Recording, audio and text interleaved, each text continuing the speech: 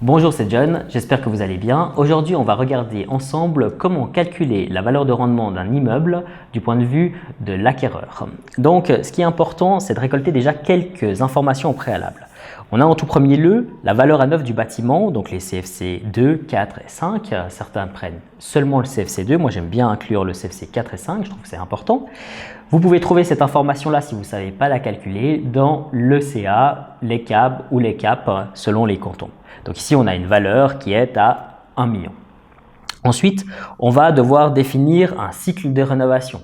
Donc, nous, on est parti d'une valeur empirique, c'est-à-dire d'un cycle de 30 ans. On estime que l'immeuble va être rénové tous les 30 ans, on va avoir des cycles de rénovation chaque 30 ans. Et puis, dans ces cycles de rénovation, on va rénover le 30% du bâti. Donc ici, on a marqué tout simplement 30% du bâti. Ça, c'est des données que vous n'avez pas besoin de récolter, c'est des données qu'on va prendre de façon empirique.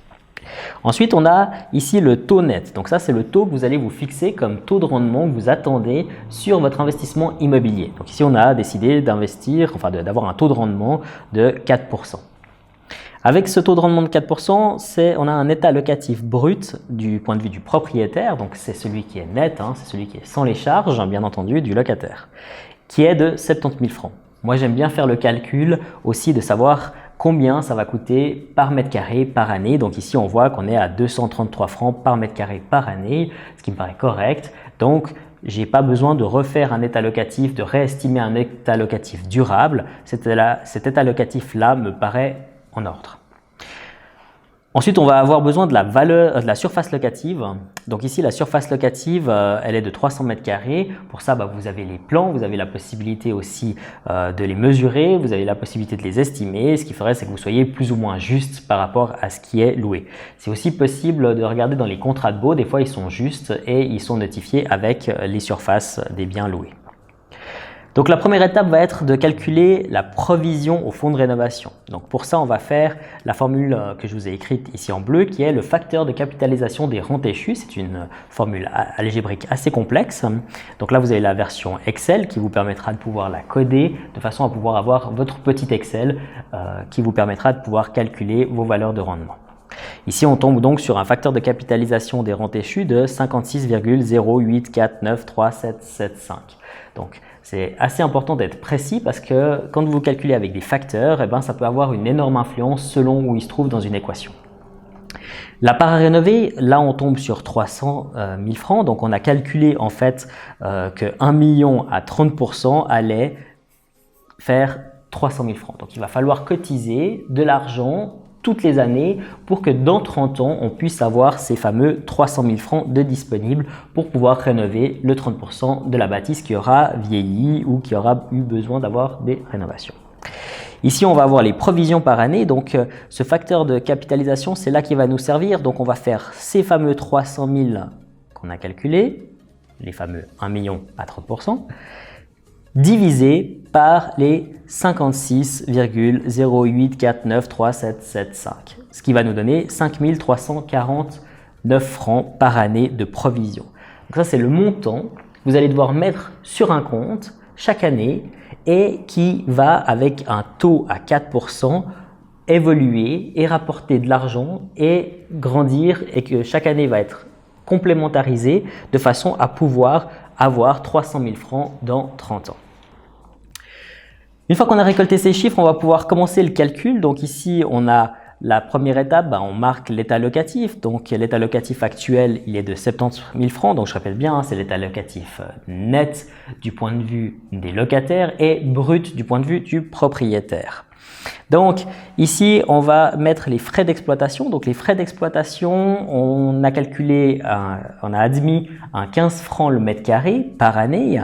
Donc on va faire 300 mètres carrés fois 15 francs le mètre carré, ce qui va nous donner 4 500 francs. Ensuite, on va avoir les frais de gérance. Donc les frais de gérance, ici on estime que les frais de gérance peuvent être admis entre 3 et 5% de frais de gestion. Et à ce niveau-là, on va prendre l'état locatif, les fameux 70 000 francs, fois 3%, ce qui va nous donner 2 100 francs de frais de gérance par année. C'est clair que pour certains propriétaires, sur certains immeubles, ils ont la capacité de pouvoir gérer eux-mêmes. Donc ça va leur coûter 0 francs. Après, ça va leur coûter du temps. Et le temps, comme on sait, c'est de l'argent. Donc finalement, si vous ne donnez pas l'argent, c'est que vous allez le faire vous-même et ça va vous coûter, ça va être au détriment d'une autre activité que vous auriez pu faire. Donc autant vous le facturer. Ensuite, on va avoir les frais d'entretien. Donc les frais d'entretien, pareil, c'est un calcul au mètre carré qu'on peut faire. Donc 300 mètres carrés fois 15 francs le mètre carré, ça nous donne 4500 francs ici. Et puis, on aura le risque locatif. Donc ici, on admet un 1% de risque locatif.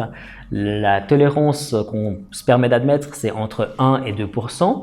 Ça dépend de plusieurs paramètres. Ça dépend, la première chose, le type d'objet. Donc on sait qu'un 2 pièces et demie aura plus de turnover. Un 2 pièces et demie aura plus de turnover qu'un grand appartement. Et à ce niveau-là, on va péjorer cette note, ce pourcentage, en se disant, voilà, ce sera plus difficile à le louer, et puis ça demandera plus de travail, et puis peut-être qu'on va se retrouver des mois sans personne. Il y a aussi une particularité qui peut être la situation de l'immeuble. Donc en règle générale, on essaie de trouver des immeubles qui sont proches des transports publics, dans des villages où il y a de la population, et puis ou bien dans des grandes villes. Donc à ce niveau-là, on va rajouter un risque locatif. Donc si vous prenez un bien qui est éloigné des grands centres, vous pouvez le péjorer. Par exemple, à la place de mettre 1, vous allez mettre 1,5. Ici, ça va nous donner un certain montant, donc on va pouvoir déduire qu'on va arriver à 52 851, et puis on va pouvoir calculer nos suppléments de taux.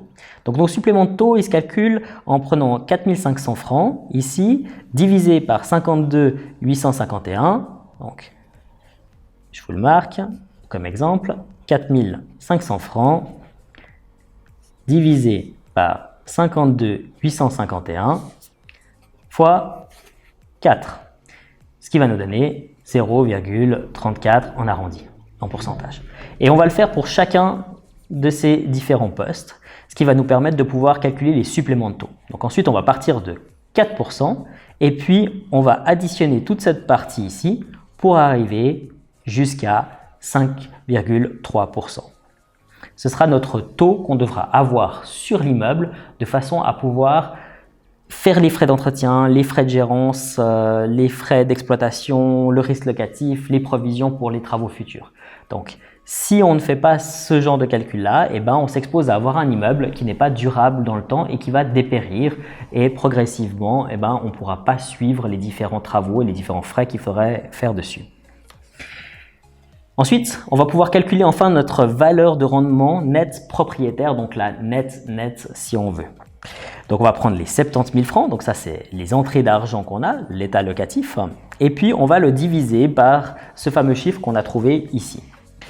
Ça va nous donner un montant d'1 320 000 et ça c'est votre valeur de rendement, c'est la valeur pour laquelle vous pouvez acheter le bien. Je vous remercie pour votre attention. Si jamais vous avez des questions, n'hésitez pas à contacter un courtier immobilier spécialiste dans les immeubles de rendement qui pourra vous répondre facilement et vous aider à vous orienter pour votre acquisition d'immeubles. On se revoit prochainement dans une future vidéo.